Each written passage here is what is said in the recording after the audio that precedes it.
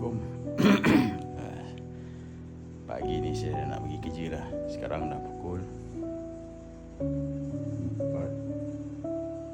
4.50 lah. Rutin harian dia apa tau, tiap-tiap pagi. Tengok ya. Saya nak pergi kerja.